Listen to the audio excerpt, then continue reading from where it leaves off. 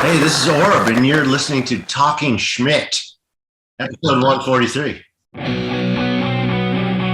It's cool, like tonight is the night. Here we go again. Just give it the old college try right now. Big dog's in. Schmitty. 96 times, Schmitty. Thanks, Schmitty. We on?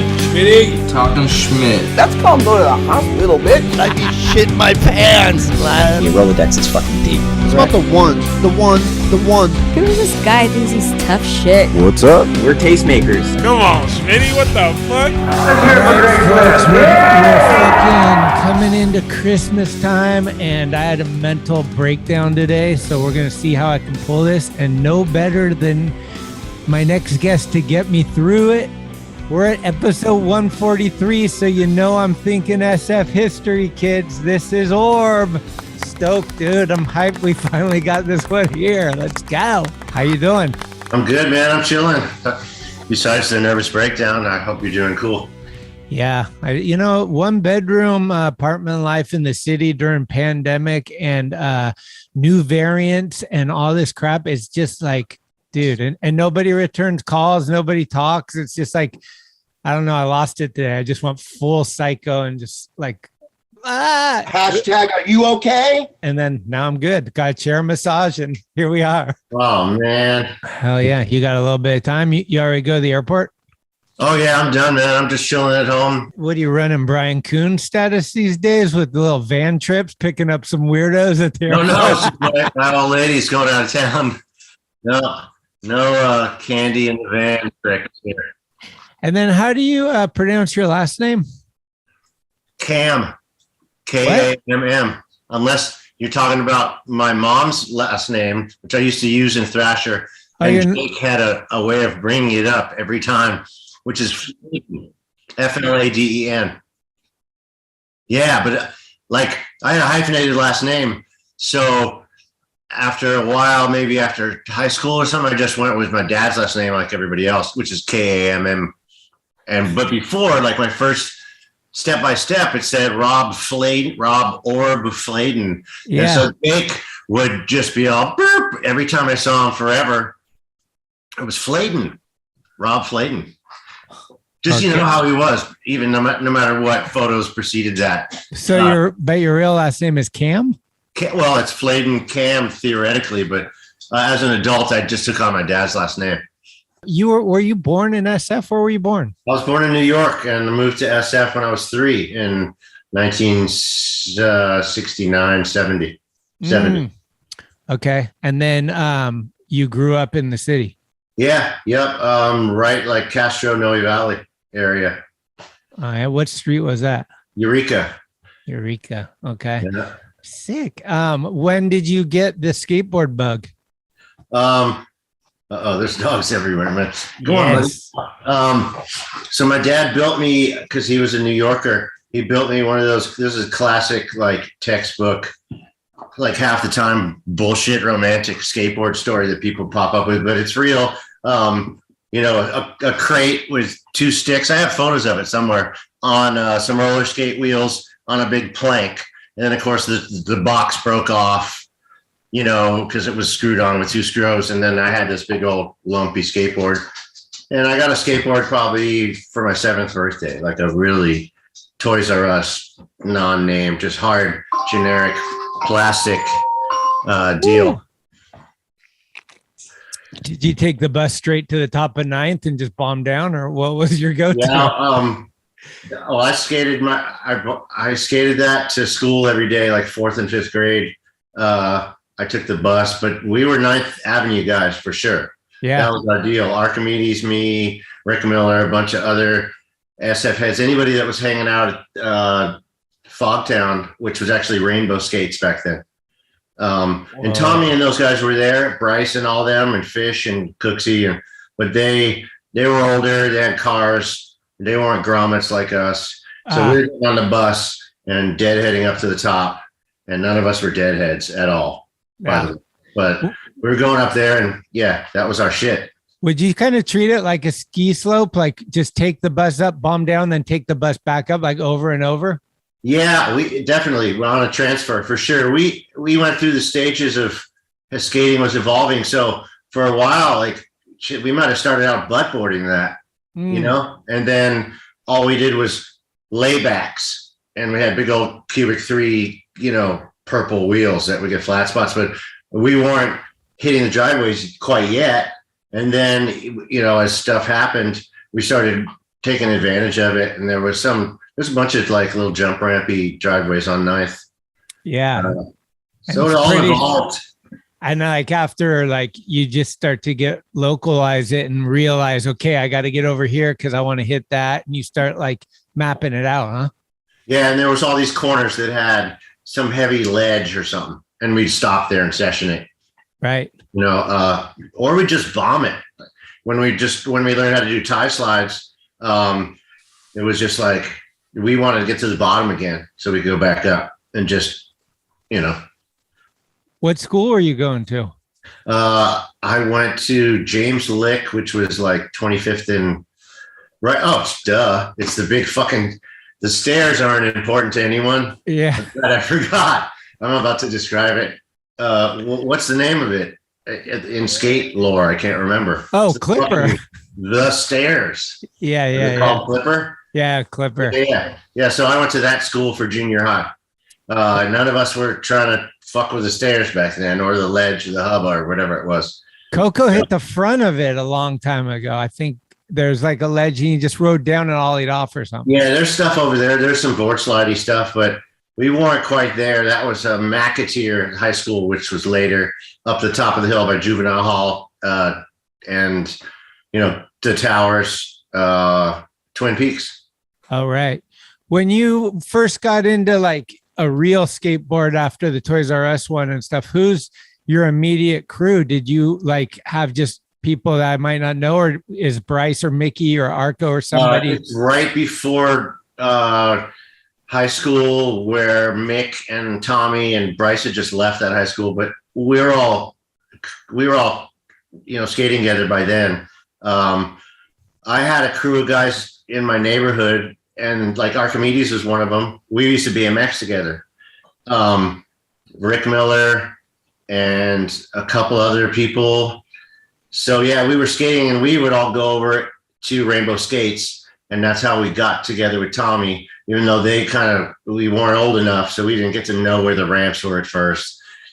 But you know, we'd find out about some ramps in the bushes, you know, down by the reservoir on whatever, over in 7th Avenue or something, you know, late. We'd always get it late, or it'd be torn down or something. But so we were grommets, but it all assimilated from there. You know, I mean, Arco was such a badass skater that all of us grew up, and then we were cool enough in about a year. But so you knew who Arco was before you knew him?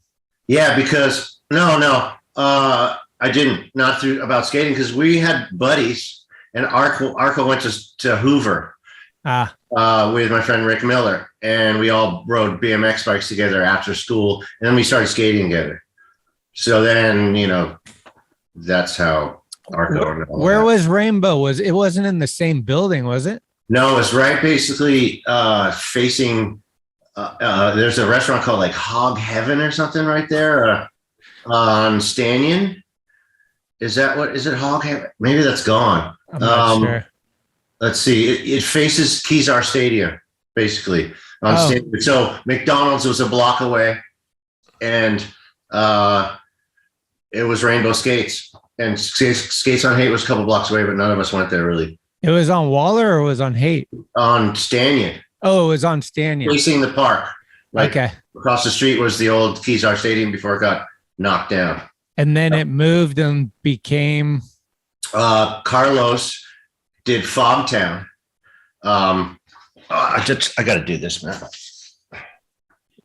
Oh yeah, damn. So that's some. I know the whiteness of my skin probably just blew out your whole, you know, cinematography trip. But yeah, he had a skate shop, a little tiny spot, and he gave me my first board. And gave, you know, Fish and all those guys were involved, and Tommy, everybody had the board to death boards, you know, and that's back out now, I guess, with the skull and crossbones. Yeah. And the dude, Sean Fleming, he went to my school in Redwood City. That's how I got introduced to a lot of dudes, because he came down to Redwood City for some reason. I think he might have got kicked out of SF school, and they were like, "Get him out of the city. He'll be." And all of a sudden, we got Beast at our fucking school. Yeah, well, he turned into a chef. Yeah. I left the city, and he took my job at a restaurant and learned to cook because he's a chef, or he was. I Right. haven't seen him in 30 years, but I've run into people that know him via restaurant stuff. So I split, and he jumped in to the place Tommy and I lived behind and started cooking on 9th and the park right there. Or 7th and the park. Right. No, 9th. By the gas station, right? Across from Gordo's, yeah. Yeah. Okay. So yeah, Beast. That's a trip. Yeah. He was Like around. he came down, and don't you're not supposed to tell anybody, but he told us about the casting ponds, and Oh yeah. and then we're up there, and like Julian and all those dudes, like we're young, and it's like, fuck, it was so cool to be a part of the city and like see like these things that were kind of like city centric. Yeah, that's totally the kind of stuff that happened though. That it was you were just like, you felt like it was special, but it was such a small little window right there that there you were. Yeah. I mean, to me, when I saw my heroes right there and I got to skate with them, and no one vibed you out, because no one vibed anybody out back then unless you were like being a kook, and no one, people were on their best behavior when they were around people who were so fucking badass. The number one rule I always learned every session, whether it be skating a mini ramp or going to EMB or anywhere in between, do not fucking look around after you make a trip. Yes, totally. Do not beam or you are cut, my friend. Oh man, we used to heckle. I mean, people say I was sarcastic. I use that bad word. Apparently, we used to just really rough up the little grommets because we got it too. I mean, Yeah. the first time I roamed into the skate park, this Rainbow Skates, Chris Cook took this helmet I had because we were going to go to Winchester with the guy who owns Skates on Hayden. Didn't happen. And he just squished it between his knees and cracked the whole thing in half and threw it back to me. And I just walked into the shop like fresh dork kid. And he's like, "Let me see your helmet." Snap. He turned out to be a friend later, of course. But we got it hard, man. Grommets got it back then. Oh yeah. First time I went in, I think it was Concrete Jungle at the time. I don't think it was Fogtown anymore, but Jake was working there. So whichever one he was working at. Yeah, Fogtown was up around the corner. Then it moved to the place where everyone knows it as, with the photo, with the hitting the windshield, the skateboard in front of the shop Tommy and Jake worked at, and Ron ran it, and it was the next generation of that. Yeah, that was the spot. Yeah, I mean that was the beginning of getting vibed in the city for me. I came in and I was looking through the shirts, and I think they were getting ready to close or something. And he's like, "Hey, fucker, who's gonna put all that?" And I'm like, "Dude, I'm looking through what?" I was just like, "I gotta go." Yeah, that's classic. Yeah, I was gonna say, how did you become Orb? And just a nickname like Tommy and a guy named Lil John who's passed away.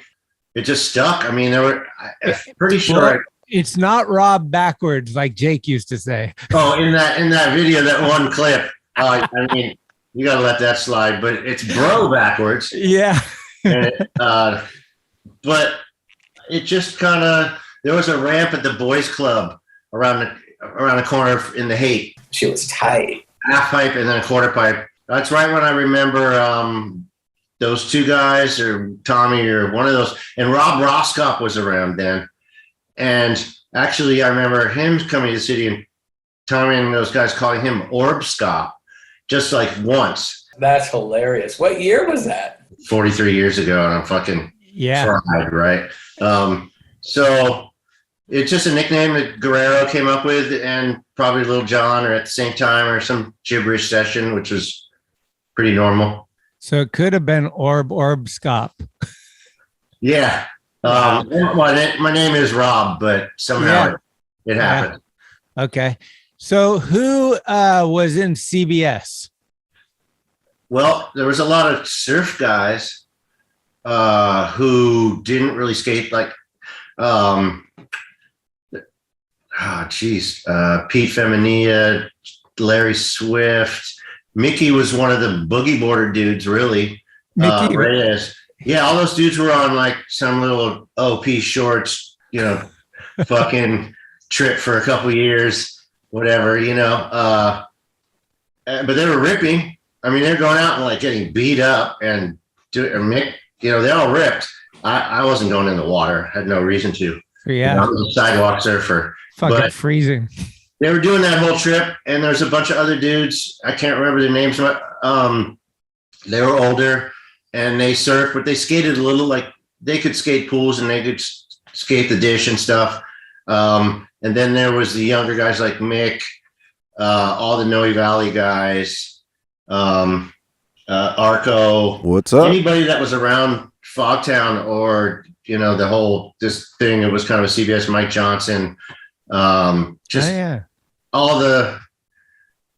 old SF head that's 50 years old that you can name, there's probably a CBS guy. Although we used to act like, we'd roll into a party and act so exclusive, and Mick would be punching 7 people at the same time with his nose and his fist and his feet. Well, that's an exaggeration, but we acted like we were the shit, and it was exclusive. But a lot of heads. And anybody who was in the skate scene kind of around, our age. Was it City Boy Shred, right? Yeah, it was City Boy Shred, and the surfer guys kind of came up with that as far as I remember. And then it went to corned beef stew or there's 80, that's Arco coming up there. Carol's Beaver Shot. Then the guys from Hawaii came over, Billy Deans and them. Oh, yeah. They came over and took it back over there, and kind of, he was a CBS guy. We were brothers immediately as soon as we met.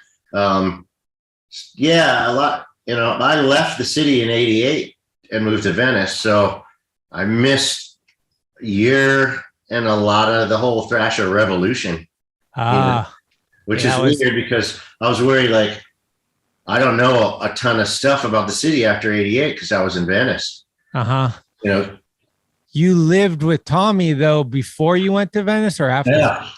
So him and I moved out together. Did you live with Luke, too? He moved into the house. So that was the one in Thrasher with all the boards stacked up going up the stairs. Yeah, that's where Bryce had a slideshow, right? I went there once for a slideshow, I think. Club Manhing. It was above the Manhing Market that had dust all the best fucking chow mein you could ever get was downstairs. And there's still a Guerrero sticker above the door till this day. Oh, it was an orange flame Guerrero sticker, and all the tile is orange, so you can't really see it, but it's still there probably now. It was a year ago. Right. That's well over 30 years. That's 1986 or 7. So that was that pad. Luke lived there. Mick lived there. Danny Sargent moved into our kitchen, right from Portland or wherever he was from. It was a huge house that you could ride a bicycle around on in the living room. And there was an upstairs that Tommy had. Is this right as Tommy's blowing up, or is... Yeah. Right as he's blowing up. So you guys are this is party central, yeah? Yeah, because him and I lived down the block behind the restaurant I used to cook at that Sean Beaster took it, right? So we moved off the block to this much bigger pad that had 4 or 5 bedrooms.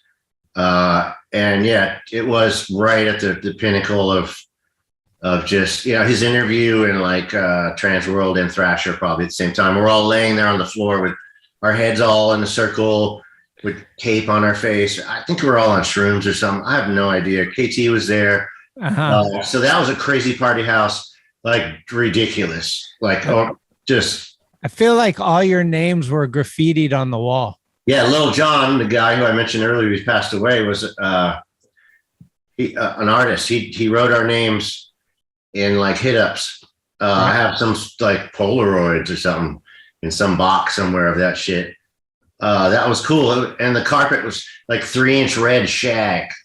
The whole place. It was a trippy house. Danny was fresh to the city and lived in the kitchen. Was Danny a pretty memorable situation? I think I was leaving like right after he'd been only for a couple months, but he was a ripper, and he was an awkward kid. I don't know. He's probably a couple of years younger. I'm 54. He's probably like 50 now or 51 or 2. He was just ripping. We would just go out the house and push, or hop on the Enjuta or whatever and go start at the top of Haight Street. We would just have somewhere to go. We'd push all the way to Embarcadero. We'd push all the way downtown. We'd go to some spot. It was always like that. And unless somebody got hurt, we would just be going. So it could have been Julian or any of those guys, like the frontside rail slide photo of Julian at the school. Safeway? Oh. Yeah, down the block. I was there that day. I was there. Yeah. So at church. Yeah, on Church Street. That was just another session, of everybody just pushing around. So Sick Boys. Yeah, that too. I never saw that until 10 years ago. I didn't even, somehow I moved down south and no one sent me a video or anything as Joey McSqueeb. And I'm doing this over fucking active, like sidewalk surfing shit.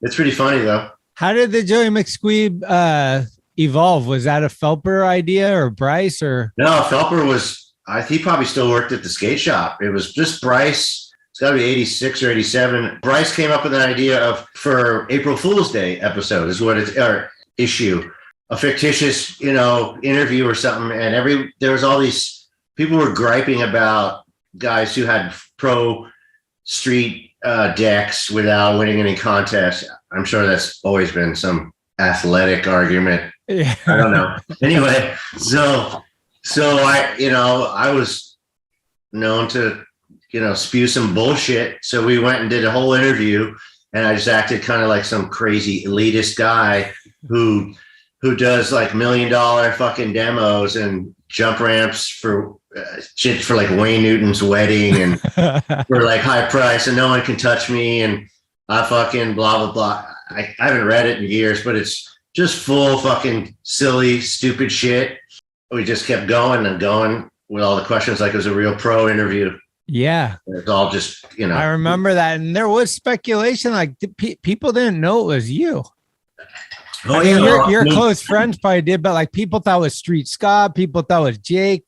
People were like, I was never a pro, and that's really early in all our scene blown up. So, yeah, it wasn't really meant to. And I know Jake got mad. For here and now forever, Joey McSqueeb was a product of Bryce and fucking Orb FLADDEN. Rob, Orb spelled backwards. Whoa, trip on that.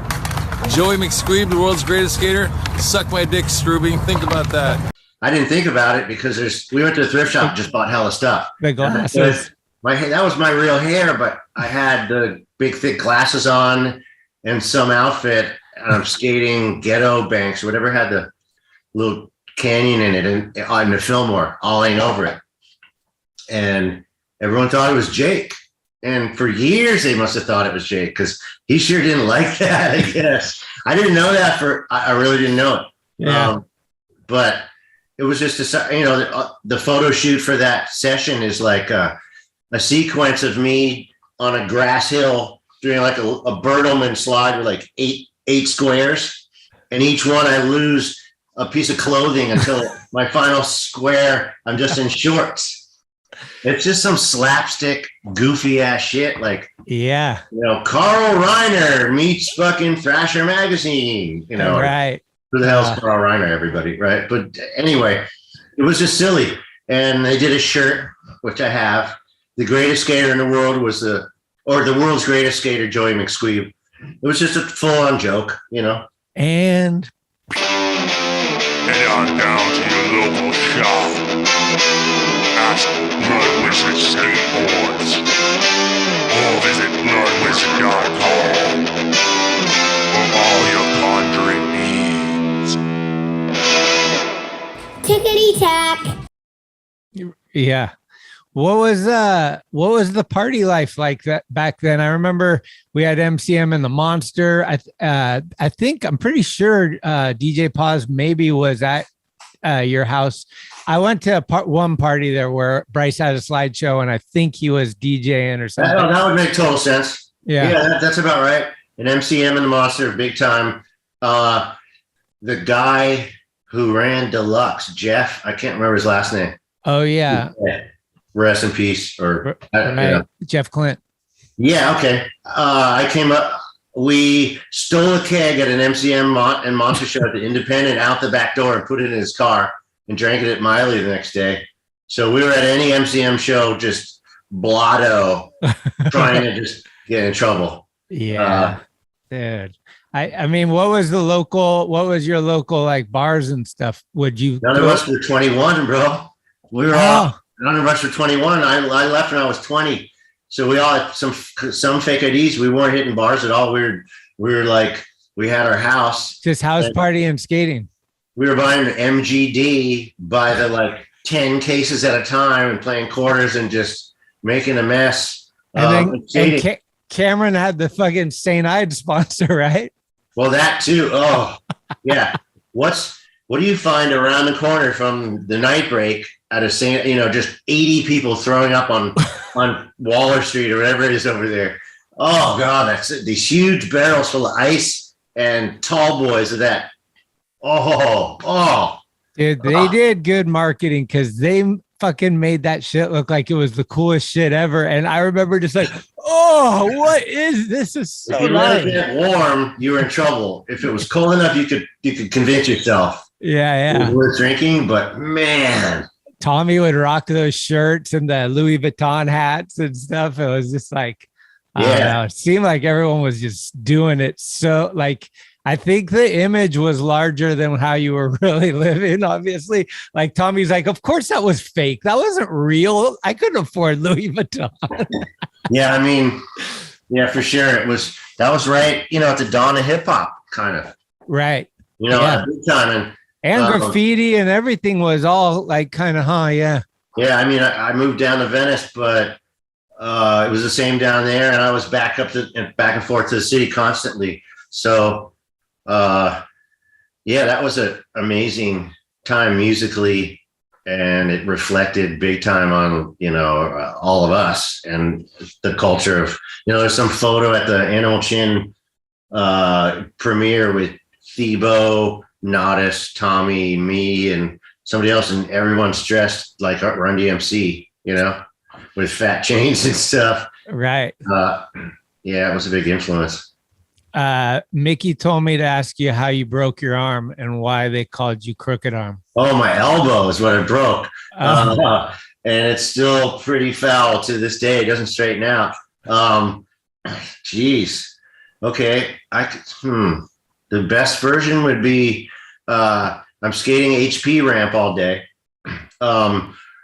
Like a great day skating, drinking beer the whole day, but sweating it out. And then we leave and I hop in somebody's car and we decided to stop at the dish right up the hill. And I guess everything hit me or something because I was like, and I'm not like a drunk and I wasn't skating drunk back then. I mean, I was like 17.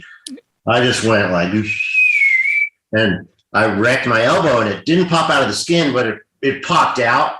And I just went kind of at the dish. I don't know what trick I did. Everyone was like, oh crap. And I went snap. And, I was all lit. So my parents were out of town, I remember. And I had just gotten a cast off from my ankle being broken. So I was in full denial that I really hurt myself. And my elbow was like Popeye times 10. It was just like, and I was just like, I roll back into UCSF and the dudes are like, oh, look who it is. Skateboard guy. And I'm like, oh, it's full of fluid, man. Just drain it. And they're just like, no fluid's coming out. It's like this big. So yeah, I wrecked it. I wrecked it pretty good and it never straightened out. I think because I kept skating. I was skating the ramp with the stiffy cast. I have photos of me doing slaw bears. No way. I don't have style to begin with. So it's perfect, just all Mr. Crooked. But then when it came out, it never, for like years, it was here still. And then it kind of went all the way to there. But that's why. What was one of the coolest things you saw at Hunter's Point at the ramp? Oh, man. You weren't there when Eddie Raddigue did the rolling off the thing or anything, were you? No, I wasn't. man, everybody came through there. I mean, even Grosso and Ruff and all the guys won the first street contest in Golden Gate Park. Well, the second one, but the first one where, hey, everyone, we got to go up to this place called San Francisco, you know, and everybody was there. Lance, everybody. The one on the background, not the one Tommy. Well, Tommy might have won the second one too. I don't know if he did. Maybe he did, and he wasn't pro. I can't remember the soap opera, but all those dudes came and ripped the ramp, and that was pretty mind-blowing at the time because still they were all SoCal guys, and vert was a SoCal thing. Not really, but in the mags it kind of was. And to see Ruff and even Monty Nolder and all those dudes, like, you know, the super rad guys who weren't big pros, that was just mind-blowing. And the ramp was so sketch, man. I mean, it got fixed, but like we built it. We stole all the wood in the middle of the night and tried to assemble it, and it was totally downhill, like janky, all fucked up. Before the story is it was Sharugi's ramp and then they moved it there. Is that right? Well, part of it was Shrugi's, but there were, okay, so these guys had a ramp up on public property, like Twin Peaks area or somewhere over there. I can't quite remember, off to the side, and it was like 16 or 20 feet wide. And we weren't allowed to go to it because we were grommets and they didn't tell us where it was. Then we found it. So that could have been Shrugi's wood used for that. Okay. We liberated it because half of it was torn down when we got there. And the guy who lived at the HP property, Sam Finger, Sam, we called him Finger. His last name was Finger. His first name was Roland, actually, Finger. But his nickname was Sam, and I went to high school with him, and we all knew him, and he skated with us.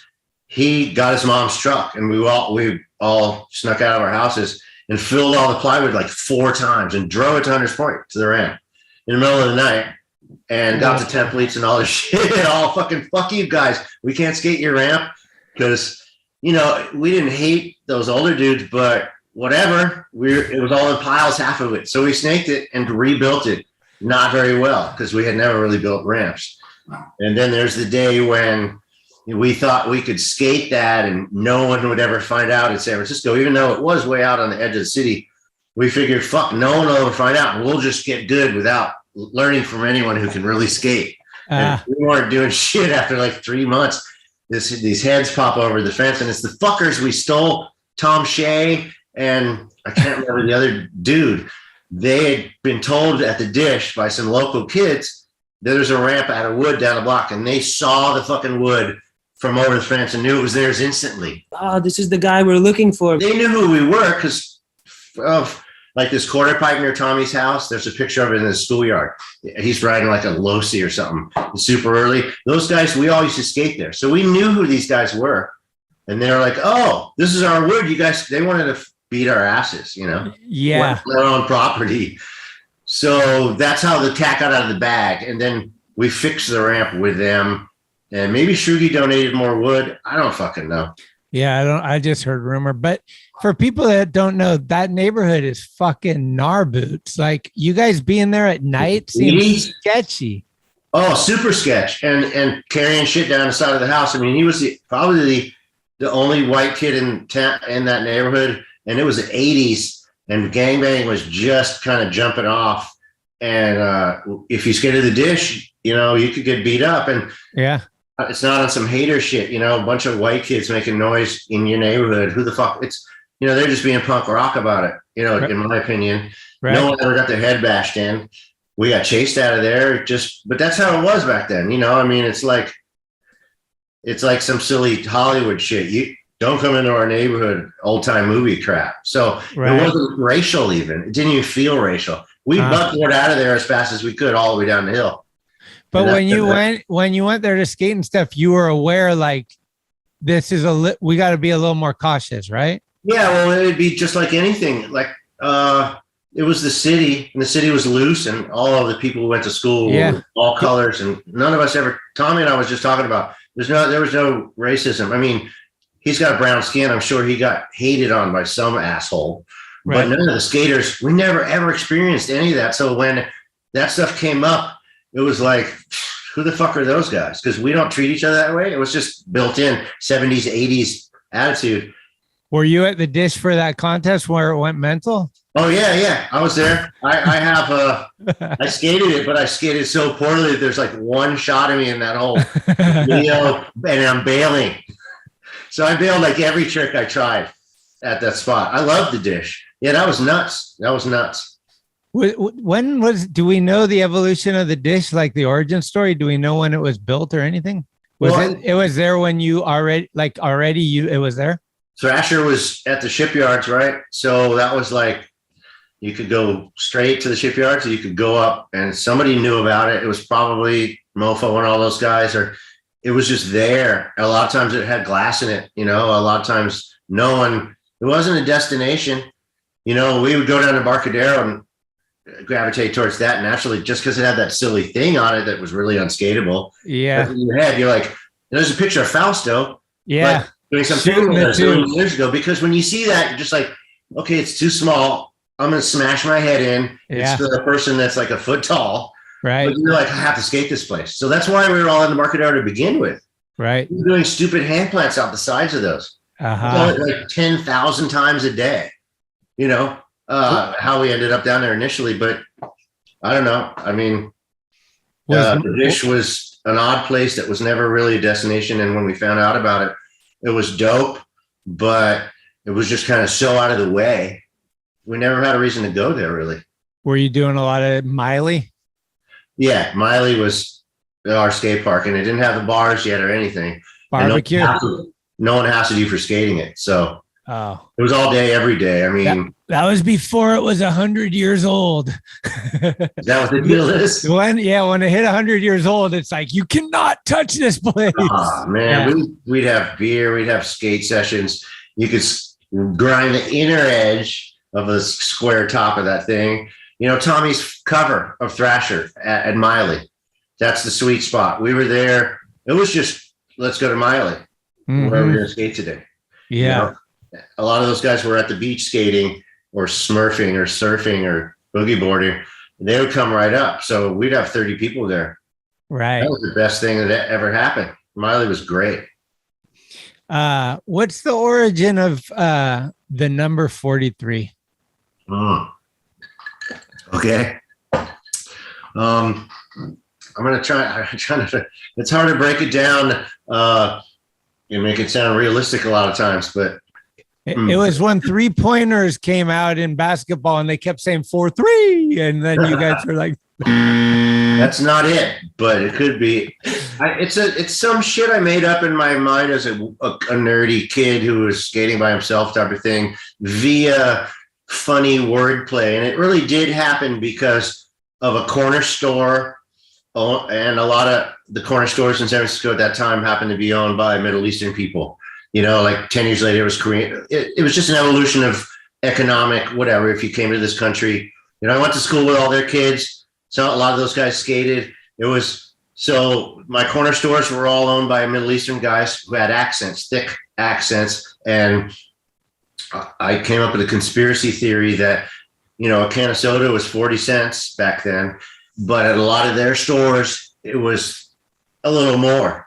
It was 3 cents more. Like, if you called them on it, they'd say it's tax or something, and we were like 10 or 11. So why would we be busting balls about 3 cents on a Hawaiian punch, Yeah. So, but the guys would say it and it would roll off the tongue, and they'd go 43 cents, right? So whatever, initially that's what went into my head, and it went on repeat. And I guess via Tommy and everybody, the scene, I regurgitated that enough with my, just mental issues, whatever, young skater, that's kind of it, man. It just went on and became our little mantra or a cheer kind of. And there's no rooting in like some book. There's no meaning of life shit. It was really just, you have something, and people with twin brothers or whatever probably have crap they made up that never got out of their bedroom or their head or their bath time or whatever the fuck it was. And they never repeated it enough for all their friends to pick it up and make it into something. And then, it went absolutely nuts. So the origin is just a silly saying and put on repeat. And then, I named a trick after it.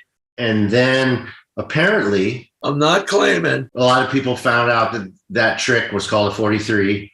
And I have shit like a guy in the middle of the States with a clothing shop called 43. You just influenced somebody. And it's not about really this Frisco guys or SF people obsessing about 43 and Arco yelling 43. What's up? It's not about that. It's like the skate trick, which was like a similarly frontside ollie no comply thing I used to do. It was a 180.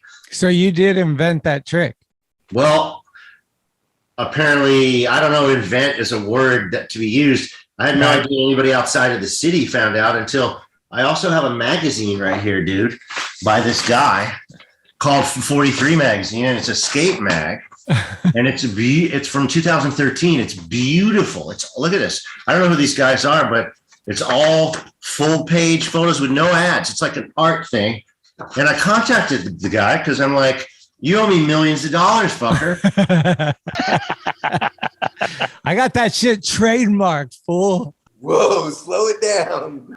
I'm like, why, dude? What is this? And he's like, well, I wanted to do a mag about the lost skate stuff, and the trick, the 43, is a lost trick because no one calls it that anymore. And I'm like, are you kidding me? You're from fucking the East Coast. Why are you hip to me in front of the skate shop doing this 180 ollie and jumping back on? Not like, the Neil Blender parking lot shots or those guys down doing straight ones and blasting them is what I think of a no comply as.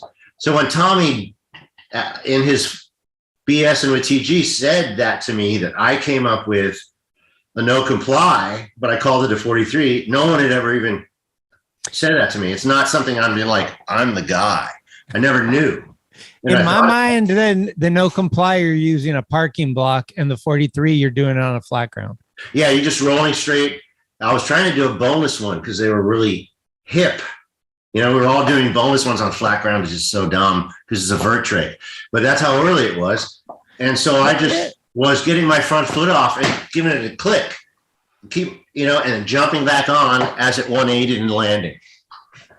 So it's just a 180 ollie, but foot planted and jumping back on. I mean, Ray Barbie made a whole part with them, and it was beautiful. Oh, I know. I've seen it, and I didn't then even think, I came up with that trick. But if Tommy says so, fuck it, I'll take it, man. I'm just saying, everyone comes up with stuff just like electricity or some other shit. So you guys were doing like a lot of the early street stuff, right? And what were your thoughts back then in the moment when street plants come out? Are you heckling Mike V and these dudes, or are you like, I need to, Thebo is doing it too, I know, but. Right. So that's like, I never did one in my life, probably because, it might have had to have been an eggplant because I had my crooked arm, right? So, okay. But it just, I'm 6 feet tall, man. I never even thought about it. So Mike V, I get on Venture, and I guess Mike V did too. We go to the airport with Fausto and a couple other people to pick him up for the first time he's ever been in the city. And they're just like, he's a street plant kid. And yeah, Thebo was killing those things. Yeah. I always laid on couches and hotel beds and try to do shit like that anyway, because it just, you want to, right? Who doesn't want to do an invert, Yeah. So I do them. It's kind of cool to do it on the street if it looks like it is, an Andract on this flat street. Right. It didn't really fit into like slamming around a street course, but we weren't really talking too much shit because it was kind of hard. But when Valley lands, Fausto made him do one like at the airport. No way. Like immediately. How rad. Do one of those. We weren't really hating on him. It was pretty goofy. I know I was never going to try it, immediately. But and Tommy had his one foot spin version. He had like the hazard off the wall though. I feel like even Jim and him would kind of use the walls more. Like it was like it gave it kind of a little more street cred where you're riding kind of still instead of just like throwing it up. Jim could walk on his hands with the board up there and forever, right? He wanted to up there. So yeah, that's a whole different trip. Jimmy Thiebaud, go do it. Get rad. Go do it. Make me. Did Jim do inverts on ramps?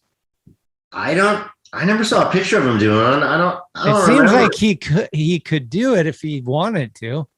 Maybe. But yeah. I don't know. Okay, so then that turns into a whole phenomenon where people are like, I was at the airport and I'm at gate 43 and my waitress had 43 salads or just whatever, right? And you're like, well, I mean, how much of this is okay? That's cool. You got a lucky number. Yeah. And it's kind of real because you still feel like you're in a little club, even though it's skateboarding. It's still thank you skateboarding. It's like there's not that many real skaters in the world still. Right. There are a zillion of them, old fuckers like me and youngsters, but still, I always felt like it was a club. So I never was like, oh God, but seeing like DC Shoes, they were big on 43 or something, right? Or their race cars. I don't know. I saw it all over the place. I saw shirts and everything. Yeah, it was a phenomenon. And then Bryce did some skateboarder article called the Numerology of Skateboarding or something. And I got to read a bunch of people's little takes on it, which was a trip because each time I don't think about it. It's not like I didn't win the Nobel Prize when I was like 20 and it made me what I'm not today, so I don't go like, fuck, I wonder if 43's, anything else than my head still, but then we talk about it and then something cool happens and somebody sends me a shirt that's like 49ers logo, but it's the 43 years or some stupid TV show. It's like the answer to the show is like 43 on the chalkboard, whatever the fuck that show is, with Gazunga or whatever it's on every fucking night with those nerds. Anyway, I get all this stuff constantly from people on Instagram about 43. So do you still get it? Oh, constantly. I mean, that magazine trip is in the last 6 months. Oh, and wow. I get tidbits and odd things and speeches about the guys who designed pyramids and then just still my old homies like fucking Bryce or somebody will send me, like you said, waitress number 43 or whatever. Yeah. And it's odd and it is what it is. I mean, I didn't invent a number. I don't know how I brought it to skateboarding, but it's just it's interesting, Well, speaking of 43, obviously Studio 43 was a sick fucking hub for however long it existed. What do you remember about that? Like, I was already in L.A. and Venice by then, but I skated on when I came back up several times. Okay. Bryce, that was Bryce's, whole thing.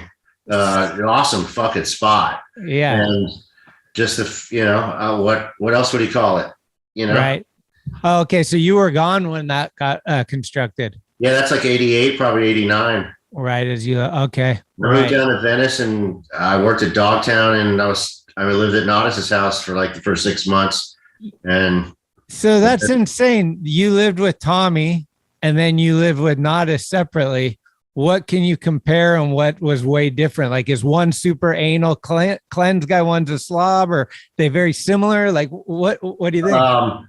Okay, so Tommy and I moved out of our parents' house at the same time before the Manhattan nightclub apartment from hell down the block. And then, so we lived together for a while. We were really sloppy back then. We didn't I think we never did our dishes. We ate a bunch of food and they were in the sink for a year and a half or something. Skaters are that way. We'll just figure it out. And we just had someone come and throw them all away because we were just raging. Natas lived a block from the beach and his parents lived next to him. And he was like, earth, dude. I mean, natural progressions. He's not a hippie at all. but I'm saying his house was just bohemian, if you want, loose, not sloppy. And I was a guest, and it was a little spot, so I was on the floor for a while until he hooked me up with a buddy who had a place down in Venice. He was in Santa Monica, but you could see the water from Natas's front porch. Fuck. So the whole lifestyle was a zillion % different than. Was he surfing? Oh yeah, definitely. Yeah. Like the first couple of days I was there, we skated down to where Chip and all those guys still had a shop and they were shaping boards, and Natas had those airbrushed SMA boards. Santa Monica, Santa Cruz stuff yet, because it was like 88, early 88. So when NHS started distributing them. Yeah, so I just happened to be friends with the right two crews, and back then at a skate contest it would be us, Mickey, all of us, Tommy, and then the Dogtown boys, and maybe Natas. I mean, really, who else was just a street skater back then? A few random guys, but so it was easy for me to plug right in down there. And Jim Fausto just got me a shipping job at Dogtown, which was Jim and me, right before Dogtown moved to the city. Okay. That little period, which you probably know of. Yeah. That's probably 89 or something. Right. So who are your dudes? Who's like, I mean, I know who your dudes are, but who are you stoked on? Who's somebody like, oh shit, I'm kind of a fan of this guy. Like were you a fan of Natas, or you were just too good of friends? Natas was up there. Natas was at our house in the city constantly. Right. Anytime he had to be in the city for the mag or any contest or anything. So he was family already. Right. It was just, we were all too young to trip out, I mean, did you trip out on Hosoi or Lance or any of those guys? No, because it was too early. I mean, Hosoi was amazing and ripping vert stuff, but they were still young enough, so Olsen or Bear or Alva or Jay Adams still were mind blowers to be around skating. Would you have some in person with Jay Adams? Yeah, one time at the boardwalk we skated around a bunch of times because everybody was there, just a million people. Block, Tim Jackson, everybody, Oster, everybody, because that was where you went all the time. But I did skate one pool with Jay in Santa Monica, Little Kidney. Dave Hackett was there too. Woo. And I already knew him a little bit. But Jay, he wasn't my bro. We weren't on Team Pain together. But he was cool as fuck all day. And he pushed me to go over to the light in the pool. And it was just bullshit, just a skate session in some backyard that we weren't supposed to be in. So one little, same thing with Alva, just because I was in L.A. and, somebody said, hey, we're at Gonzalez Pool. That you see in magazines all your life. And you're just like, holy shit. And then, Alva's there skating, and you take a couple runs and try not to fall and then sit the fuck down. Okay. But that's just a little fan out shit, just from living in LA. Right. The only person we ever tripped on was Gons when I met him in the city, because he was just fucking doing kickflip 50-50s to benches, and we were 2 years behind him. Right. So we didn't fan out on Natas or anything, but when I met that knucklehead, I was just like, okay, I mean, it might as well be Rodney or something, otherworldly. Not to say he's otherworldly, but he was just doing shit that was like, we weren't even there. We weren't going there. So when he split, we're just like, God, that kid was annoying. But did you see him fucking Yeah. I'm going up and with all my muster, I'm hauling up onto a bench and then coming down with almost no motion. You just saw back truck and down. You little bastard, where did that come from? I better stop skating. This is ridiculous. Right. Gons, but everybody else was, they were all cool. Gons was a nerd, so Natas and everybody else that we were around were they were family immediately. Okay. Did you get any, since you lived with Natas and then you lived with Tommy, in either of those situations, did you get to be a part of some bigger than life moment because of those guys? Like, was it Animal Chin? right? My part of Animal Chin is just because Tommy and I were old friends and roommates, and How did that come up? How did that whole thing come up? that's before him and I were just living together, and he had just, wherever that falls in his sponsorship with Powell and having a model, I know he had a model out already big time. So they were coming to town to film, and you guys lived together already. yeah. And so I don't know I don't know how they threw it together. Yeah, he didn't. I guess he had a part in mind. Stacy had that whole thing, which we didn't ever hear of, Maps to the Stars Holmes, which is still on the street corners of LA right now. Yeah, we had no idea what the fuck that was. So when he said, "I want to do this thing about maps to the skaters' homes," we were just all, and not, no pun, didn't get it, no clue what he was talking about. He explained it, and we still didn't get it really, because. So anyway, so it was his thing, and I guess they just decided to throw me in, and so we made it all up on the spot. Was it ad lib, or was there like some? It was total ad lib. He told me, he goes, "Yeah, I have this inflatable map. I want you to tell him it's like the ancient maps to the skaters' homes. You can give them to that." They probably did 3 or 4 takes. I came up with the Holmes thing because I'm a word nerd, and I just was like beyond nervous, and like, okay, you want to nerd out? It's fucking Stacy Peralta, and I'd never met him before. And he's in the van with us, just being Stacy. And as a kid, even if you're not a skater and you're watching fucking 8 Is Enough on TV, there's Stacy. He was like, him and Alva they were rock stars to us, right? So that was pretty fanning out. So I was on like hyperdrive, trying to like be clever, and I was like 17 and come up with shit, So it just was like ad lib, the whole Maps of Skaters, and I go, what if I say Holmes? Yeah. And whatever, and the rest I just blurted out, kind of, the names of the people and all that stuff. It's and my business, and I love it. Yeah, all that, like little things I was just trying to like fill, and not, no aspirations of being an actor. Right. I was just on bullshit mode. And I recently, 5 years ago, saw the outtakes, and, obviously the stuff that didn't make it was just me literally on, bipolar overdrive or whatever, some kid trip, all this silly shit coming out of my mouth. So it was just a kind of a bam bam situation. And it was real quick. Maps to the skaters' homes. Maps to the skaters' homes. Maps to the skaters' homes. Hey, brother. What are you guys doing? I thought. Mike, how's it going? Orb. Can I help you guys with some information on ramps, streets, ditches, curbs? I've got it all here, really. Well, it's my business, and I love it. This is the greatest. That's why we came to you.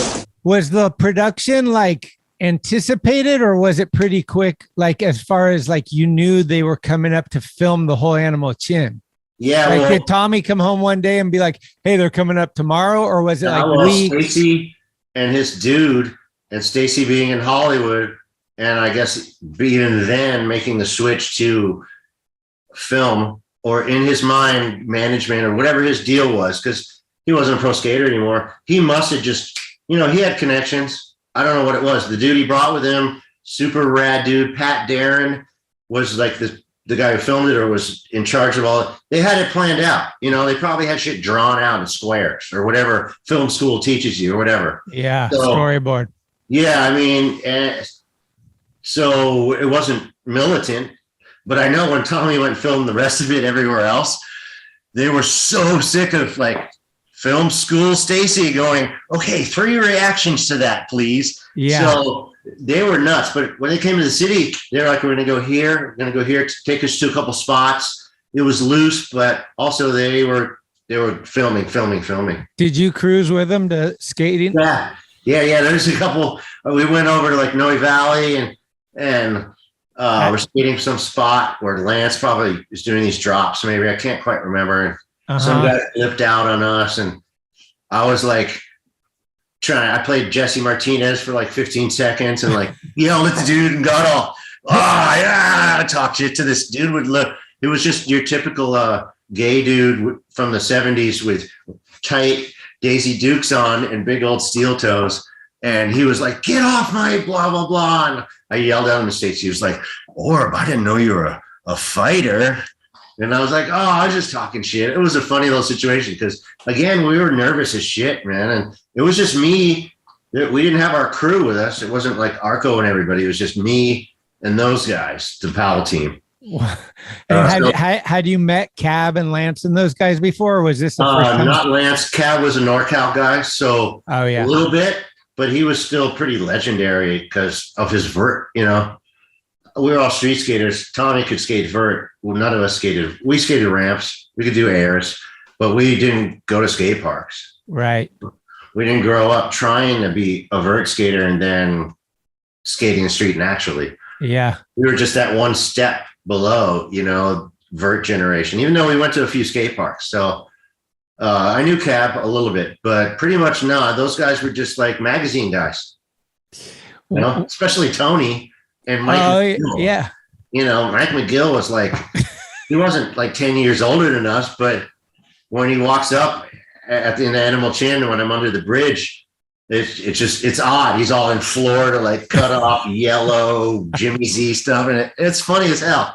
We were gassing on that for a long time. Super cool guys. Yeah. I mean, nobody had attitude back then about anything. Right. You know, we were just stoked to be getting free shit. But you guys definitely were like A+ students at the at Heckling, and I'm guessing when the fucking whole thing comes out, like, what are you gassing Tommy for? Like the Yapple Dapple, or what's the thing that like you guys were just like that one, and you held on to it for like you beat the horse with it or whatever? Oh, flogged it to death. The Yapple Dapple thing. Yapple Dapple. Bunsen over the Johnson was ours. Well, we were close friends, so we'd bust him up on like actual mistakes. Like when he comes up, they all skate up, and I'm on that. That's the skaters on. He's like, "Well, we'll go as far as take it as far. We'll try and get we'll do whatever it takes." Just all that stuff. Where it's so corn dog that the part where they're like in Hawaii or whatever, and they're playing the drums, and Tony Hawk looks baked out of his mind. They're like, he had staph infection from wallows. Oh, and he was just done. And they're eating. They're like, they're just laughing. I mean, oh man, I asked Tommy. I was like, "You still get shit for that?" And he's like, "Dude, what do you think?" Well, of course I do. Check this out. I DJ'd recently at a Animal Chin showing at the Balboa Theater in San Francisco. Oh. And Tommy showed up, and I guess he answered questions. I split early, but they showed it. And the whole thing was, I was out there spinning in the lobby, and it said maps to the skaters' homes or something like that. And it was basically people who were too young to know who him and I were with their kids. So we're just like, slap in the face. It was hilarious. So him and I go in for a minute and watch the movie. And it's literally people who are so detached from the skate world. It was like being in a focus group for some toothpaste or something, you know? And we're just like behind the screen, looking at these people look at us. Wow. And then he sees that moment, the Hawaii moment coming. He goes, all right, we got to go out to the lobby. We get up and scurry out. I'm like, that one's too painful. And like, because I don't want to see myself either. It's funny. Yeah. I mean, he's gotten heckled. That was just, that was the defense mechanism or whatever that I had. And all those guys, we talked shit constantly. We yelled, we disrupted. I mean, we weren't, hurting people or violent. The new version of us would be like some unpleasant people, really. Yeah. But back then we were just so liberated via skating, seriously, that we felt just empowered to just be loud as hell. And we had people behind us all the time, or maybe it was just Mick, but either way, we knew we were okay from getting our asses kicked, because we go to Sacramento to a skate contest and just take everybody's girlfriend, at least for that night or the contest night, literally just wreck everyone, hate on the blockhead guys, and didn't really know them, but, you know, they were trying to do their own scene, I guess. I think they're from Sacto. Yeah. They had the 34 in their ads, like R43. Yeah, there was no real brawl there or hating thing going on, but we'd go into Sacto and like win 1st through 14th at the contest, you know. And at night we'd wreck someone's house, you know, just break stuff, and not like rock stars, but it would just end up there because we were souped up on beer. Mickey was the enforcer, right? Yeah, Mick. Who wins in a fight in that era? Mickey Reyes versus Jesse Martinez. I want to see that in 1990. In 89, in 19, well, 88, 89. Woo! Yeah, nobody, they're both dead, I think. It'd be a gnarly one. Yeah, Jesse's going to be madder, so he may just win. Oh, okay. You know, Mickey might punch harder, but Jesse will be madder. Okay. But those guys, you know, they just kiss and hug if they ever saw each other, I'm sure. Right. I mean, I landed in Venice and there was Jesse, you know, fresh off of Powell.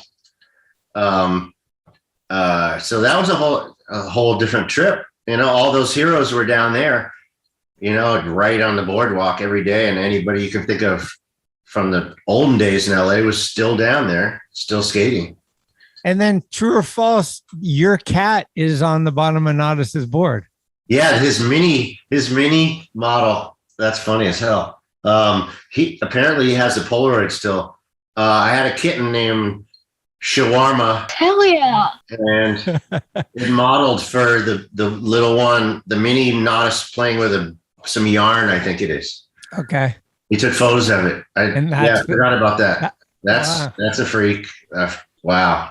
And then you started. That was when you're a chef at World Industries too. Yeah. So Natas did the 101 thing. Right. I left Natas's house and went on my way to Venice, and I guess Rocco pulled up not too far after that and had his, you know, fucking exile to Natas's floor, where he did his manifesto or whatever the hell, because when he left, he started his whole world, you know, that whole thing happened.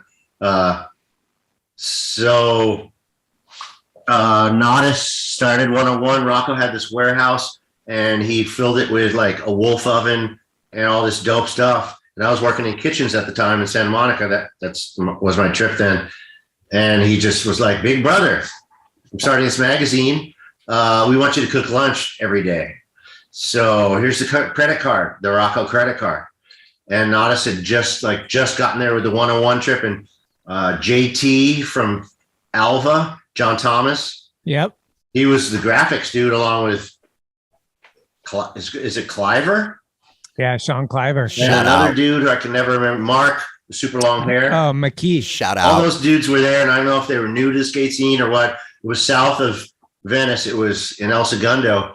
So I felt like they were coming up from San Diego. I don't know those guys' life stories. They were super cool. So I pulled in there and started going to like expensive fucking supermarkets every day and doing meals for those cats. And Big Brother's right there, the first issue, and all the way through. So those guys are there. I'm cooking for them and whoever else is around.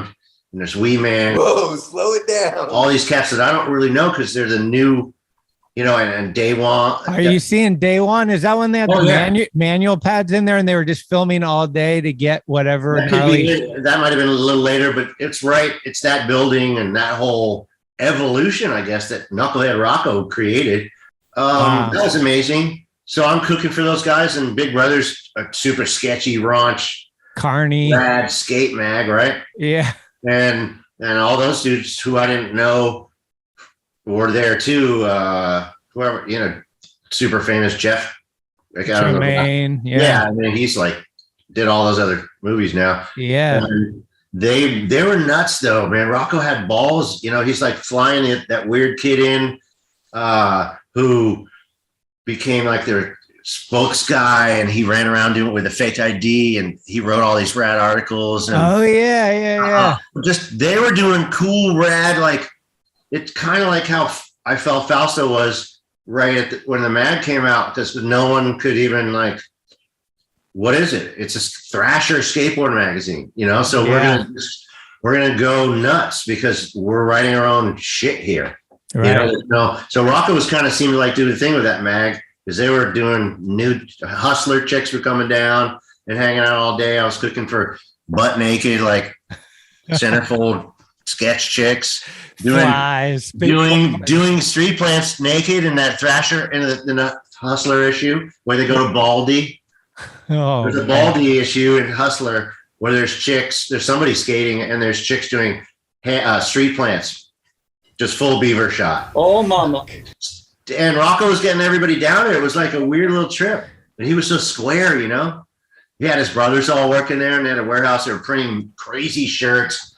And I was sneaking in projects. Like I printed this fucking silkscreen John Coltrane shirt, like 500 of them, and just no one ever charged me anything. And just rad shit. It was cool for a minute. Not how Rocco lived his life.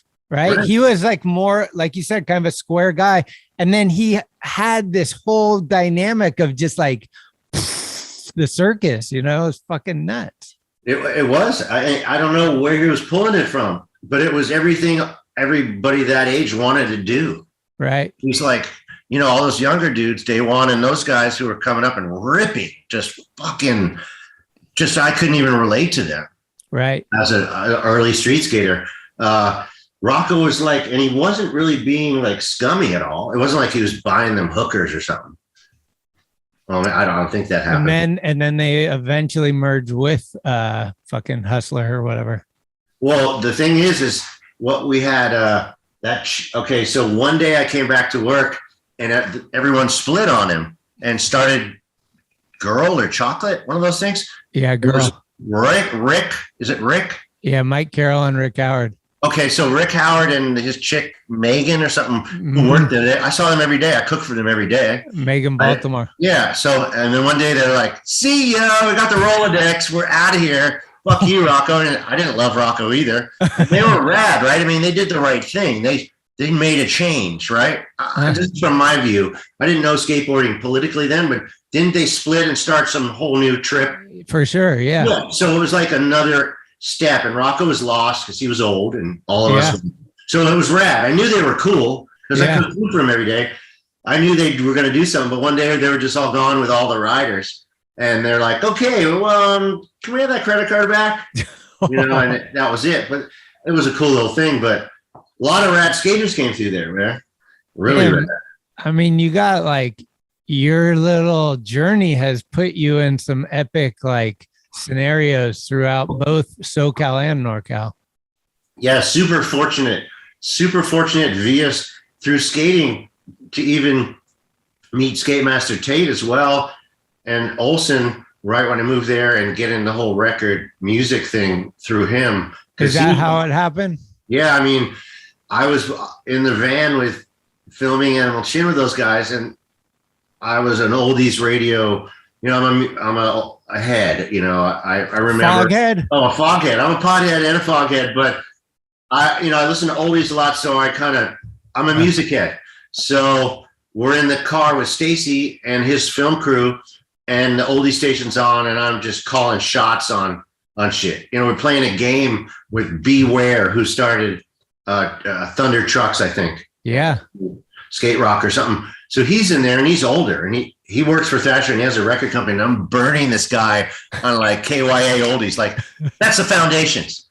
You know, Billy Gilmer and the Fireballs. Stupid shit, because I listened to while I had a paper route. So anyway, the word gets to Skatemaster Tate, and when I moved to LA, and he wants to meet me, not like he's famous. He was just another skater, but him and I hit it off. And so I started hanging out with him in Hollywood and DJing and buying records and meeting that whole other aspect through him and skating. And was that during Skate TV or? It was right. Yeah, it was totally. It was right. Yeah, we were driving out to that fucking pool all the time and style of the week doing that. Yeah, I mean, I had done some sketchy art film for like friends of Olsen's, where like they showed my ass or something, but I was actually skating in it. At some point, I whipped out my ass cheek for her in the back of the plane. But it was some like art film BS, right? Taters almost got me the job as the dork on Skate TV, but they asked me if I'd done anything else, and I'm like, yeah, I was in some art film. It wasn't risque at all. And they're like, oh, I'm sorry, it's just too risky. Your buttocks was shown. That's just a little stupid tidbit, but Skate TV was rad, man. It was super cool. I watch it every week. Stoked. He's dead. Rest in peace, Taters. Yeah. But he was hugely influential and always about skating, man. Even during his hip hop the records he put out and all that, there was always a skate theme. But that period right there was such a sweet spot because we were driving out there all the time to that crazy pool that was painted, and we could do whatever we want there. And it was rad. It was just rad. It was super cool. That was mainstream, right? That was like NBC or something. Right? Nickelodeon, dude. Oh, Nickelodeon. Okay. Yeah, which is pretty mainstream. Damn.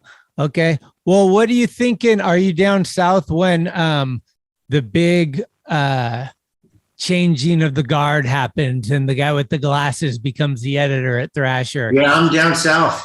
What do you think? Back and forth. Is your brain like, is your head blown, or is it make sense at that time? I didn't know how he got to that. Because he was in shipping, right? Or something. And then, when I left, he was not even at Thrasher yet. He was at the skate shop. Yeah, but I knew Fausto, who was a shrewd motherfucker and smart and whatever.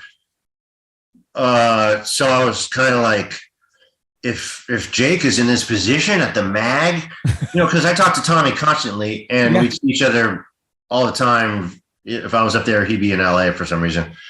So I'm like, if Fausto put this guy in there, and then I started thinking about how, we'd flip through the mag at the skate shop every day when it showed up the new mag. And Jake would, he had that fucking brain, dude, where he'd just be like, that's, every page, everybody's name, what ramp they were at, all that shit. And it started to make sense, kind of. I didn't really get it. And I was getting Thrashers still in the mail. I had a lifetime subscription. So I still looked at it. I didn't know who the kids were because it was the 90s, and whatever. So, but I was blown away, man. I was stoked for Jake because, I didn't have the 30 years that I was down, or 20 years I was down south relationship with Jake that Tommy and those guys worked in the same building or the same circle. All the deluxe guys and everybody in Think and all that stuff. I missed all that. So my memories of Jake aren't, all this super scoundrel behavior that like people love him / hate him for. It's more like him at the skate shop being just like a Boston guy a little and being super raw and zero bullshitty. But he'd get off work with Tommy from the skate shop and we would skate all the way to Embarcadero. Just me and him. And then I'd show up and there'd be kids there and he'd just be gone. He'd be going into Bart to take it to. So Phelper was, I don't have all the recent memories, all you guys do of him. I just have this old raw shit. Although when I came to the city, I'd see him, and I don't know. I'm getting sidetracked. Sorry, dude. No, it's all good. What brought you back to the city? My parents live up here still, and I was done down south. So I just came back up. It was natural. When I was 43, I told myself I'm probably going to move back when I'm 43, and I did. About 11 years ago. Okay. And it wasn't a struggle to plug back in at all. Just right away there we were. That's good. And you're doing DJing still. Like how's it going right now with the pandemic and the variants? Yeah, the little shithole. I'm sorry, the awesome spot I spin at in El Cerrito called the Lil Hill Lounge. Tommy lives close by to there. Him and we're doing a monthly, bi-weekly thing for a while, just playing old records. All those businesses got jacked around. So he's coming back together and, we'll get it going. Yeah, it's a lot of fun. There's just not a lot to do. The city's good when there's a skate event, or Tommy does a gig and I DJ before the gig or in between sets or something. But nothing's been happening. It's hard to believe it's been like a little every 2 years or some shit. Do you know who Kevy Kev is? Yeah. You know about his gig? Every night at 6:00, he does live Instagram. He just DJs for the world. Oh, I didn't know that. Yeah. Do you do any shit like that where you're just like fucking? I should. I guess I waited long enough. I think Tommy did it once or twice at least, where he spun some records, maybe just like with his camera on it or something. I don't know. There was times where I think we were all just reaching for like, what's this? It does feel good to see a bunch of people and sit around a table, man. It's pretty great. It's a good feeling, and it's an odd to think that that's unusual. I don't know. You can still do it. I don't care about politics and all the bullshit and who cares about COVID and all that, man. I mean, it is what it is. I don't know. It's just people need to fucking get back together and fucking talk over a table. We just need to be free and love each other. Yeah. I mean, it's so obvious to me that like, no matter what your political view is, we just have to be kind and respectful to one another, not talk about that for 24/7 and just want to like a little bugged out that people, their default mode is like combative, me versus you bullshit. I'm on the anarchy trip. I don't like either side. I never would buy into their whole system. If I did, I'd have to be invested in one side of some bullshit. And yeah, sure. I don't care about vaccine. I'm vaxxed because I have parents who are old. Yeah. And I don't want to get them sick or anybody else. Yeah. And if it really bugs you or you don't want a chip in your brain or whatever the fuck, then don't do it, bro. I'm not going to argue with it. I work with a bunch of people who aren't vaxxed because they're young and they just don't give a fuck and they're not sick and they're not getting anyone sick. So, I want to stop talking about all that and everybody to not have it on their mind and actually just wear a fucking mask. I've been in Japan, man. Everybody's wearing a mask anyway if they have a common cold.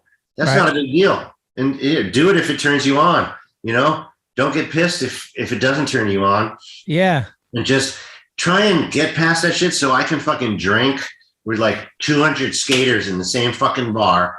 Yeah. And just be all fucking rubbing our hairy, sweaty Ben Stiller movie, fucking basketball scene chests on each other, on some skater of the year shit, just going nuts, My shit's taken care of. Where's the dream? You got the ultimate budget. There's no budget. You get the fucking, like if we could have the skater of the year party anywhere in the city. Oh, wow. Where do we have it? Oh, I don't know, like the Palace of Fine Arts or some shit, some crazy some place we can't afford, Yeah. And just rage it out. Where's the best burrito in the city? Oh man, dude. Or how about this? Where have you eaten a burrito the most times in the city? El Farolito for sure. Farolito? Yeah. Yeah. That's actually maybe not. El Faro's not that great anymore, but the one on Folsom was, a treat when I was growing up in the 70s and 80s. But dude, I gotta say, I'm gonna go with Whitey burrito, Gordo's. I was gonna say you had to have eaten at Gordo more than anyone. Million times. It just clicked. Yeah, I mean, I was thinking the Mission. Yeah. But no, I mean the steamer at the end, and they kill it, man. And it's been consistent for 100 fucking years, man. So yes, that's the spot. You're totally right. And it was local, like in proximity. You didn't have to go far for it. Okay. Yeah. And then what about holidays in the city? Do you get fired up for them, or is it just another day? Or like, what do you think? Like, are you stoked to see the lights on the building and you get a little special trip down to Embarcadero for the ice rink or anything? Well, I mean, I left for 20 years. And so the city went through a lot of like .com douchey, I'm not going to go all old man about these shitheads who live in the city now stuff, because they all really suck. But and the techies and all that. So I saw the city do a bunch of shit. So all I could really love was my little group of friends and the buildings and the architecture and the spots, So yeah, I will fucking take the bus all the way downtown and walk from Embarcadero as far as my old ass can go, maybe to the Broadway Tunnel, or go all the way to Jackson, or even all the way to like Masonic or something, all through all those places, all by myself with a couple joints in my pocket, and think of the places I can stop, you know, at the top of like Deviz, and look at it, Alcatraz, all that at the top of Lion Street. That's what, that's fine with me. That's what the city is. And then, you know, go meet my friends who we all know. But, you know, yeah, the city's still the city as long as nobody fucking bothers you. Yeah. As long as nobody gives you any advice while you're walking by their house or anything. But, you know, I don't know. I'm getting corny. No, it's one of the things I think we all deal with as, you know, we've lived here for a long time and we've seen it go through a lot of changes, but we still love it. You know, hopefully we're going to get through it and then we'll be back to business. It's evolution, and the older you get, the more you want to complain about why it's not the way it used to be. So it's just like it's like watching Archie Bunker or some old sitcom, man. And you're going, I'm not becoming that. Oh God, yes I am. So dude, it's just whatever. If you can keep finding a place to drink where you're around the people you like instead of being annoyed by some dude with a iPhone glasses on or something, or yeah. Or just anybody with the wrong music. I mean, I hate everything. I'm old. So if you can hang out with people that are okay, and thank God we got the skate community in the city, man, because, I mean, that'll never betray you. Right. You know, they really won't. And it's still there. It's amazing, but it's still there. Is there, if you look back in the history, is there one moment you remember as like something you saw on a skateboard that you were there for that was like the most insane, like what the fuck? God, I really, well, I mean, early stuff like demos at Moscone Center on a ramp with no flat bottom, you know, that's just like 3 feet of vert. You know, the one with no deck, didn't Camden or something? Somebody went over the Cooksie and yeah, that kind of stuff was like, well, that made me knew that I just didn't have the balls for a lot of stuff. You know, like I could ollie, I could do stuff that people didn't want to try on the street, but I knew there was different skaters in different leagues when I saw that kind of shit, you know. And then Gons came and ruined Embarcadero by fucking jumping over that shit, you know. Oh yeah. You know, were you you weren't there, were you? No, I was there then, but I just wasn't there that day. Okay. I was still in the city though. But you know, like there was a stage there, and I was the first person that ollied up it. But it was, you know, it wasn't that high. It was just the old days. Uh-huh. But, you know, that was just when Gons did that. That was like something we were just too scared to do, man. He had that effortlessly, like, I'll just fly over this and land there and bounce off of there. And, you know, we'd seen that line before too, but there was no way. It was a joke, you know? So that was a mind blower. Yeah. I'm thinking the first time, like you saw somebody actually do a wall ride and you had maybe seen a picture of it or something, but you see it in real life and you're like, holy shit. Well, wall rides were right on our watch. So, because you had the bank to walls too in the avenues, right? Where that was how you could learn them. Well, on Corbett Street, which I had a paper route, Corbett is above the Castro, kind of in the Haight. That was a run we used to do. There was a bunch of fences that had, I think both Tommy and I and maybe Mick have photos that Luke probably took of us way up on the wall, but that's off like a street run going ba-blam up to it. Flat wall stuff, none of us were really doing that. Natas came to the city and was slamming up the wall, you know, that kind of stuff. And then we just started doing it, all of us, you know, as soon as we saw it. So we didn't feel like we learned it. We just felt like, you know, we're all doing this right now type of thing. So wall rides were just there. And the hand railing thing was a separator. That was the big boom line in the sand, you know, to leave us behind and the Julians and the sergeants to go forward. Right. I tried a couple hand railings, but there's no way I was going to do it. Mm-hmm. Later on, Natas and I did one at the Santa Monica Mall, but it wasn't like an ollie to the middle of a hand railing like the modern ones. It was a long metal one where you ollied up onto it and just slid and slid and slid and dropped off. But the theory was, when you first look at it, you're just like, how am I going to get up on that high ass hand railing? You don't think you ollie out to the middle of it and start, So back then it was just, sketch as hell, man. Yeah. Super sketch. Fuck. Can you believe 40 years of Thrasher? Yeah, that's completely mind blowing, man. Like no magazines exist and Thrasher's thicker than it's ever been. Yeah, that is nuts. It's nuts. Just to bring Phelps up one more time, he, who knows if you ever knew if he disliked you deeply or I don't know. But he put me in the 25th anniversary Thrasher amongst Tommy and Hosoi and those guys in a little corner of a page. And I had no clout, no sponsor, at Oakland Tech doing the most disgusting, styleless Japaner off a jump ramp. But the fucking guy, I thanked him for it at the Skater of the Year party back then. And that's when I knew, I had love from Phelps and like some eternal understanding with him, just because he recognized raw shit, I guess. And it was just like, well, that's an ugly photo and nobody knows who this dork is, but I'm going to throw it in a fucking Thrasher with gods on all the pages. So that's like the high point of my life as far as in the skate world, getting that in there. And, never was a pro.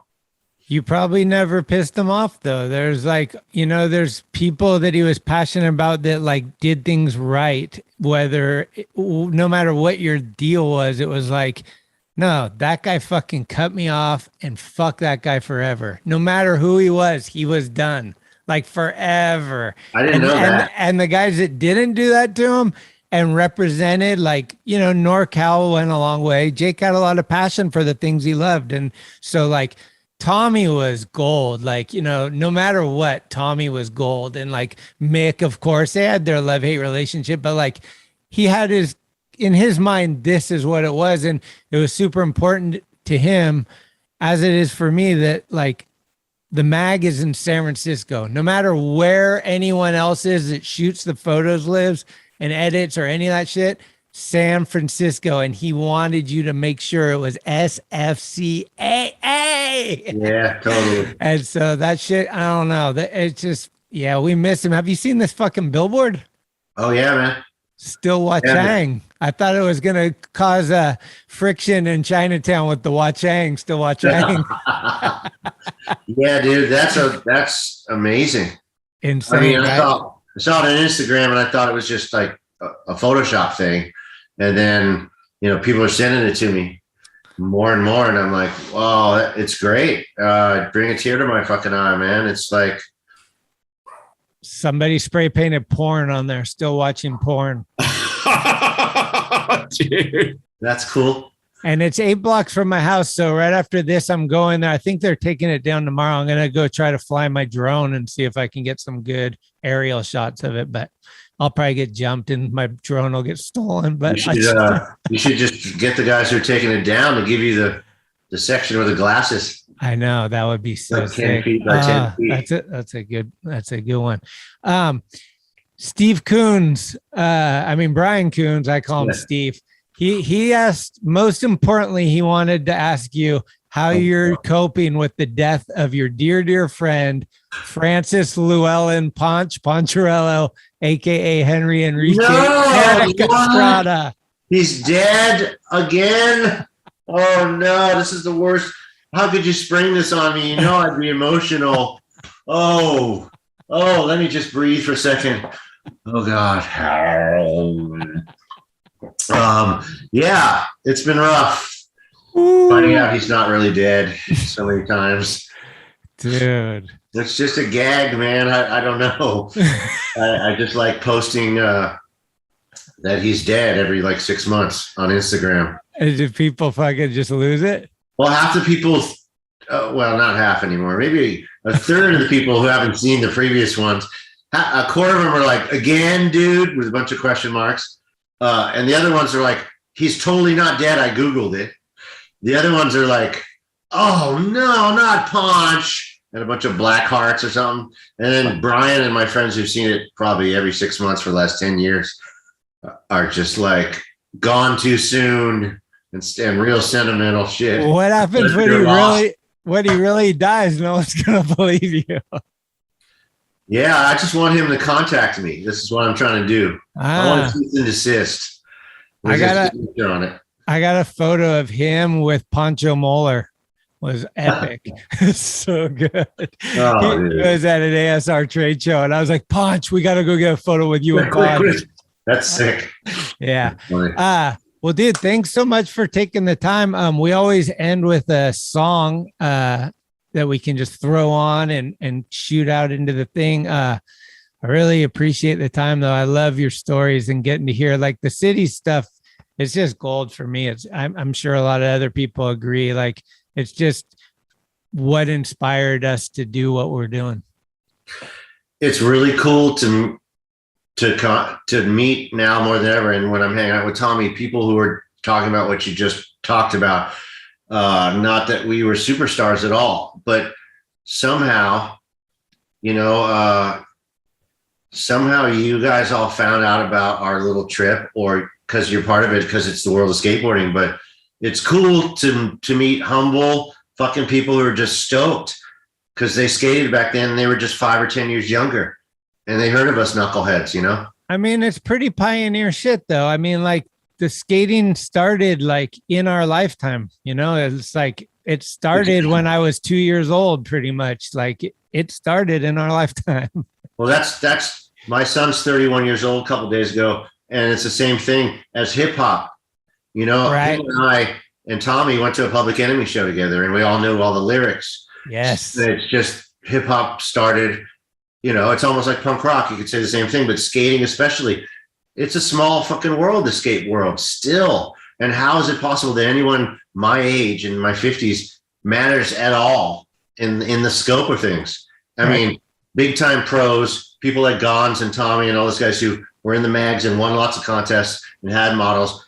People remember them, but little shitheads like me and other people who were just part of it, people still, it's amazing how tight and how reminiscent our world is. It's so cool, man. It's so cool. Yeah. And we're from a city that's 7 square miles. So it's like, it is family. Like you put a small town and you put skateboarding, which especially back then didn't have a lot of it. If you saw them, you were like, that's one of us.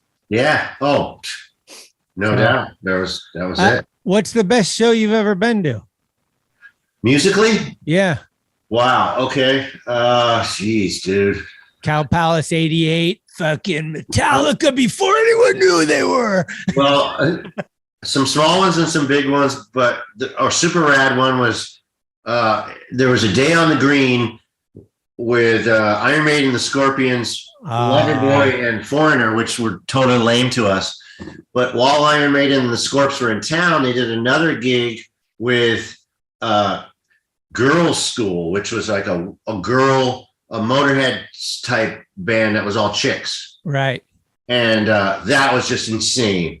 And the braddest part was Bon Jovi were on their first tour, and they were the very opening gig, and they got through like 2.5 minutes of their first song before they were just barraged with bottles and had to leave the stage. None of us had ever heard of them, but where was that at?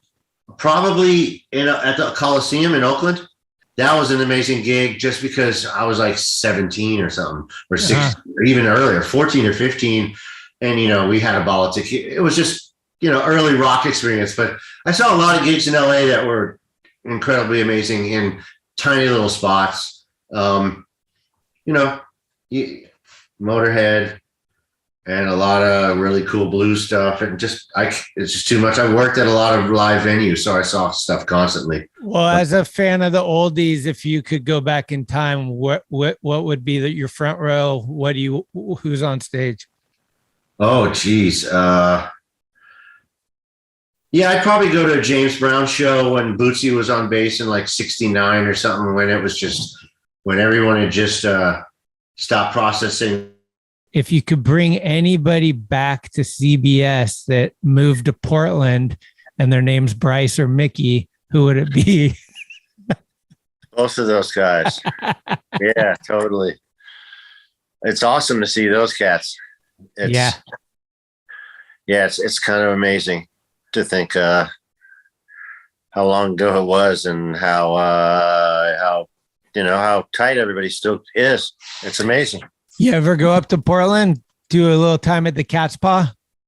I haven't, man. My son lives there, and I haven't been up to hang out. I'm ready to do a little DJ tour. Ooh. Probably and spin at Mix Bar and some other spots up there. Okay. Something like that, I guess. Yeah, it's a great spot. I like Portland a lot. Is you go there in the fall and the spring, and summer is just river time. It's like everybody's in fucking those Croc shoes, and you're like, what's going on?